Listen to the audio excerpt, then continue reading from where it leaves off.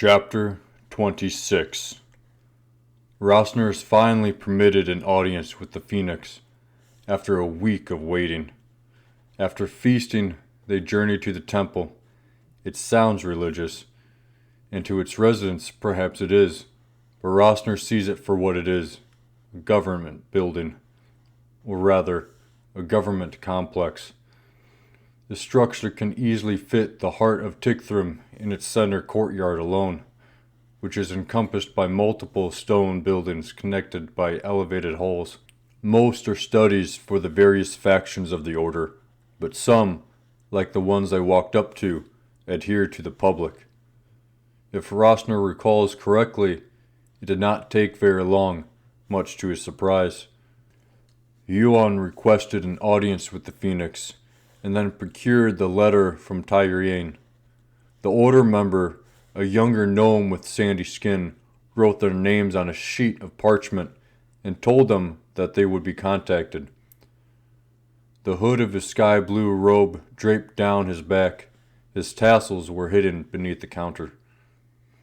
After a few days, Kanyu got irritated. The rest were collected, and Rosner had no clue what to think. They had told him many have waited anywhere from a cycle to a full year for audience with the Phoenix. He knew he would have to be patient, but if it took a cycle, his irritation would manifest. Then there came the summons. At first, everyone thought it was for the group. Then the order member, a tall, dark-skinned human in a red robe with orange tassels, her hood up, clarified the situation. "Request is answered for Rosner alone." No one spoke, but he could feel their eyes. Kanyu's angry glare, Huon's curious gaze, and Cyane's mask of emotion.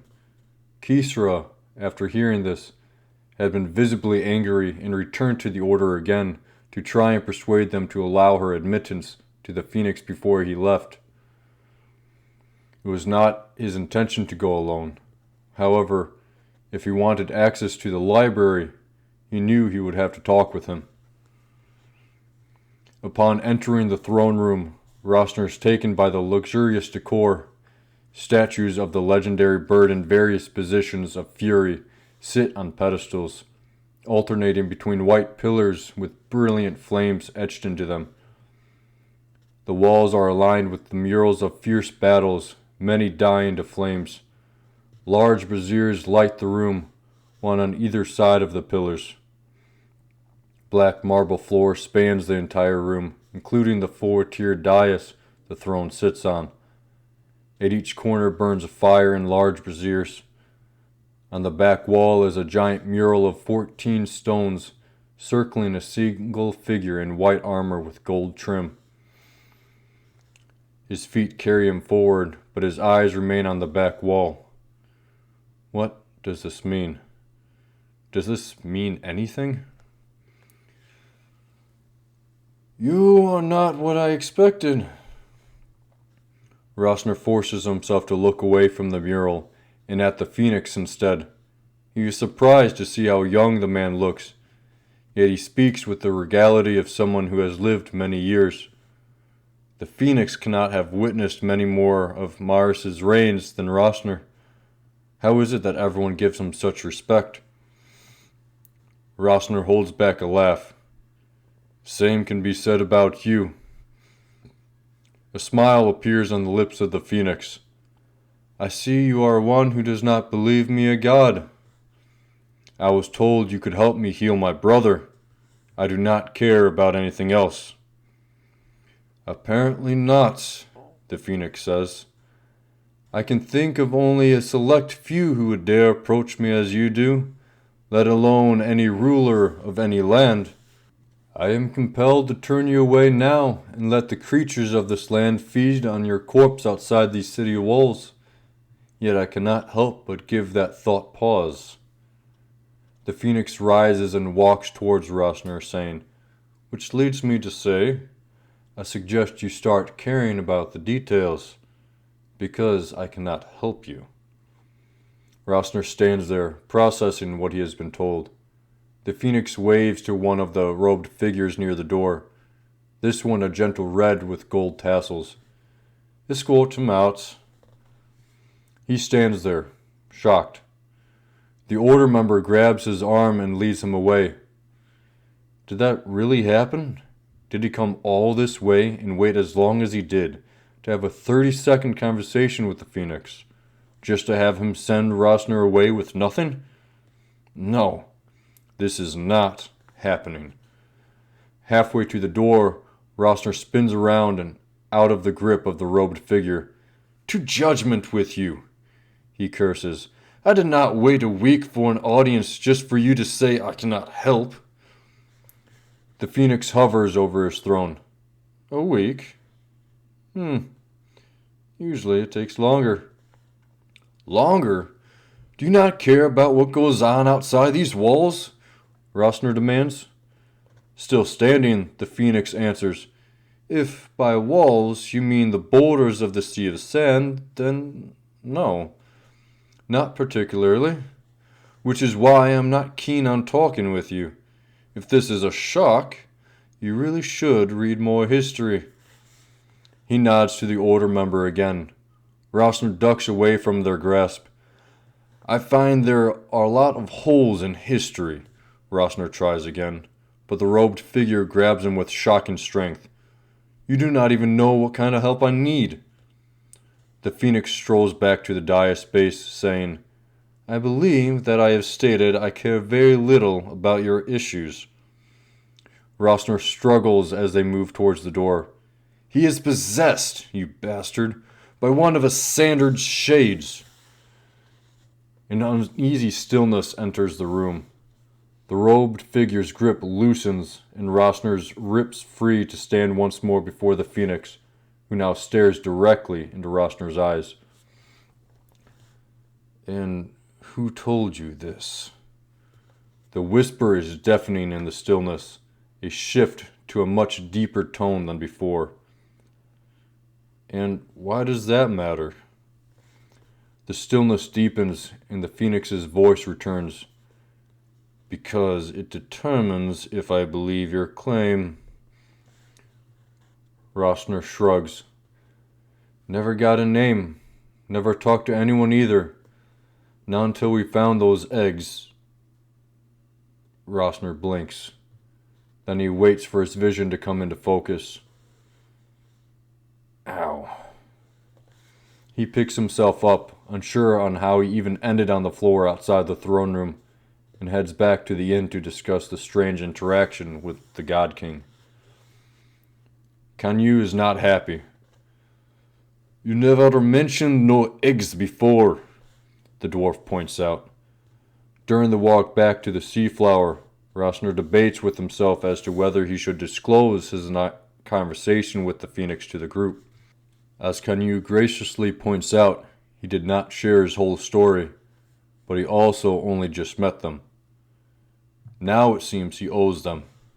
They travel together to reach the city, and despite the others having a purpose of their own, he is the only one given approval. Yet telling them everything still does not seem wise. Rosner sighs. To be honest, I was not sure I could trust any of you. Kanyu looks taken aback. Sain, on the other hand, criticizes the dwarf. Oh, do not be coy. You cannot blame him for being cautious. Huon agrees with Sain. Then he turns to Rosner and asks, So, what makes you think you can trust us now? Rosner looks at them each in turn. Kishra still has not returned. Her absence is another reason he is willing to share his conversation with the God King. He does not fully trust her. Nor does he trust her master.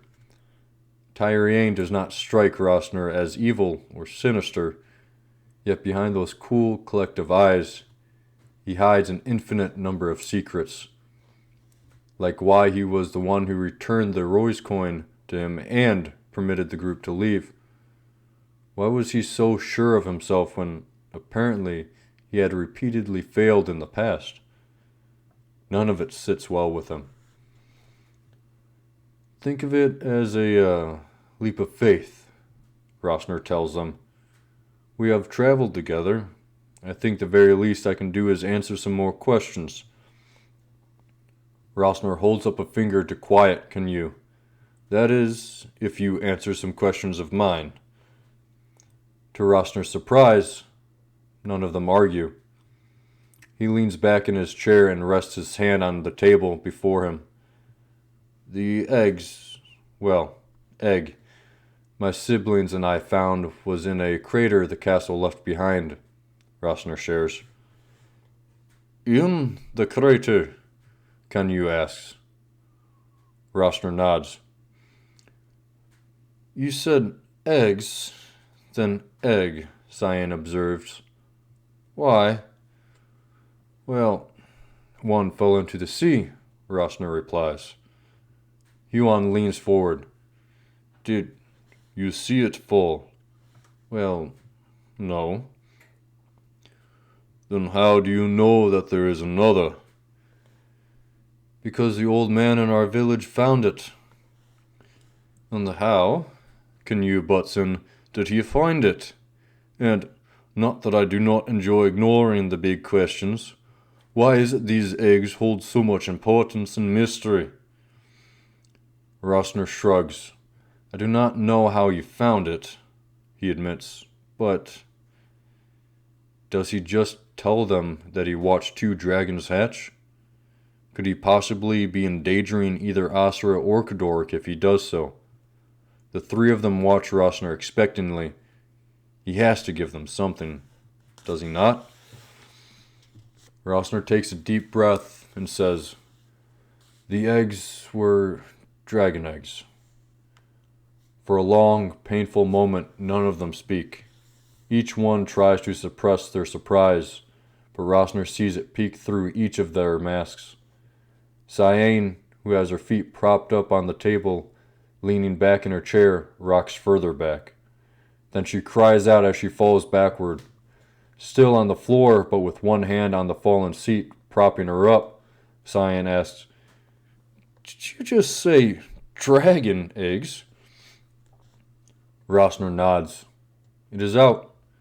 People outside Kadoric, Astra, and Polfrey finally know about the eggs. He silently prays to the life-giver that he will not regret this. As Cyan sets herself back upright, Canute leans forward and asks, Are you sure? I mean, dragons themselves are a rare sight nowadays. To see 2 eggs, let alone one, is... They were dragon eggs, Rosner states. How? I watched them hatch, Rosner cuts in. Another wave of silence. Rosner lets the information sink in, but only long enough for them to process it. It is his turn to ask questions. My turn, he says. What do you all do? You hired hands? Canute snorts. Everyone is hired hands in their own right, he tells Rosner. Rosner leans forward and looks directly at the dwarf. So, you should have no issue answering the question. They hold each other's gaze for a moment, then Canute leans back and says, I am a thief. Rosner stifles a laugh, but the dwarf still notices. You think it funny? He snaps. Tell me, what is funny about a dwarf thief? Rosner shrugs. Only that I already knew that. Then why ask the question? Canute growls. Cyan, astute as ever, tells the dwarf. He was checking your honesty. The dwarf fumes. Honesty, eh? Well, if you're looking for a life story, you'll be getting nothing out of me mouth. How about that for your honesty? Canute pushes away from the table and sends the chair flying. Before any of them know it, he slams the door behind him. Seconds pass before Cyan clears her throat. Rosner turns his attention to her, though he still processes the strong accent that escaped the dwarf.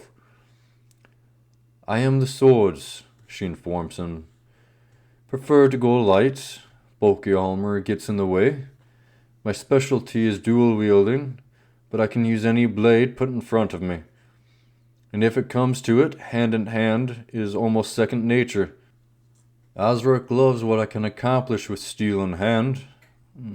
Not so much of a fan of me without it, though. Rosner nods to her, then turns to Huon. The orc avoids each of their gaze by looking at the table.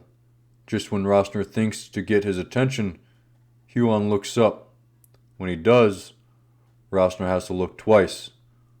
Are his eyes glazed over?